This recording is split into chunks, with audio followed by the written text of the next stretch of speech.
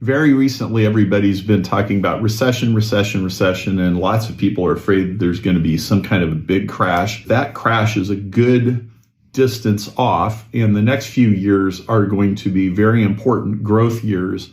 And I want to explain my reasoning behind that. And that does not mean it's not a time to exercise caution. You've got to exercise great caution right now, and that's part of what I want to drill home today. There's a fascinating book called The Secret Life of Real Estate and Banking by Philip J. Anderson, and he's done some work with Akhil Patel, and I have had these guys on webinars before, and they do fascinating work. And it's the first economic model that really made sense to me. And what it says is that since the early 1800s in the United States, the economy has been running on a roughly 18 or 19 year cycle, sometimes more like 15, sometimes 20, but roughly in that rhythm, uninterrupted, except for World War II, for literally 200 years. And that cycle looks like this. It starts, it rises, there's a jog in the middle, takes about 14 years to get from here to here, and then there's a 4-year crash and it starts over again.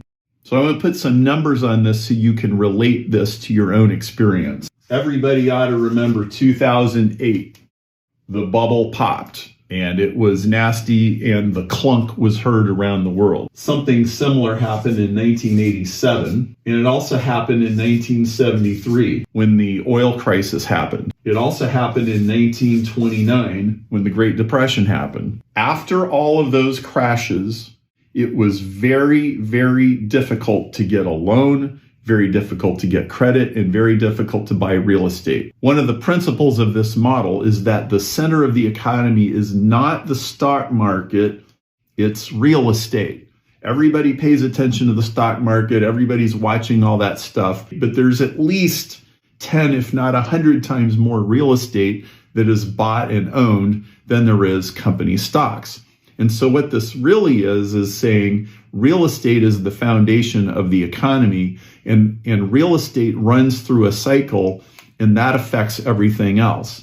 And so these are where you had real estate crashes, and then you had this period of time, about 3 to 5 years, where it went down and down and down, and then it started over again. So here you've got 1991, you've got 2011, and that's about the beginning of the next cycle. And by the way, this is identical with this. 1991, 2011. What's this?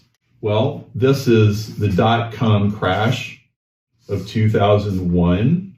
This is the COVID crash of 2020. One of the things that convinced me that these guys are onto something is they pointed out that the new tallest building in the world often opens to a crashed economy. Why? Because you need a huge bubble right here of ridiculous optimism in order to borrow that much money and take on a project that's that ambitious. So the most recent tallest building in the world that fits this pattern is the Burj Khalifa, which opened in late 2009, 2010 in a really sucky economy. And the same was true of the Sears Tower in 1973. The same was true of the Empire State Building in 1931. And so what you have in this phase here, especially at the very top, is this crazy optimism where it seems like the party is never going to end. And everybody who lived through 2006,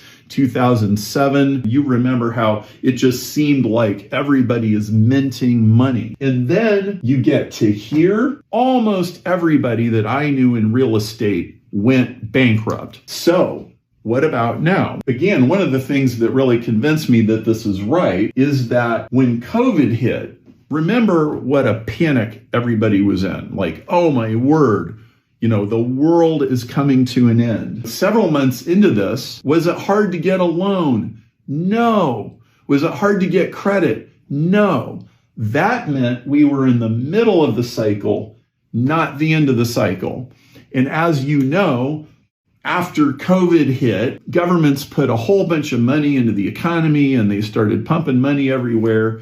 And real estate prices have been going up, not down. And now the economy, because of all that money, is accelerating so fast that the Fed has been raising interest rates. Everybody's afraid that like right here where we are, we're going to have a crash. No, we're not. And here's why. You can't have a real estate crash when there's not enough real estate. Is there enough real estate? No. There's people trying to buy houses. They can't get out of their apartments. The construction has been slowed down by supply chain issues and all kinds of stuff. And so we have a housing shortage and housing prices are going through the roof, right? You can't have a real estate crash until it's overbuilt. So before there's a crash, there has to be a bubble, and the bubble is still ahead of us. And so I've been telling my members, my roundtable members, my clients, the name of the game is don't lose your ass in 2026. Now, I don't know if it's 2026, 2027, 2025, 2028, but somewhere, probably 3 to 6 years from now, we're looking at a major crash after a bubble.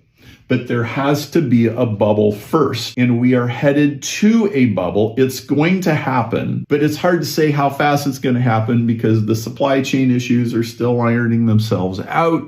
The construction industry has difficulty hiring people. There's these changes in interest rates. But when the Fed raises interest rates, all that really does is it pushes the end of this outward. And so what this means for you as an entrepreneur is it's very likely, it's almost certain that these next few years are going to be bumpy.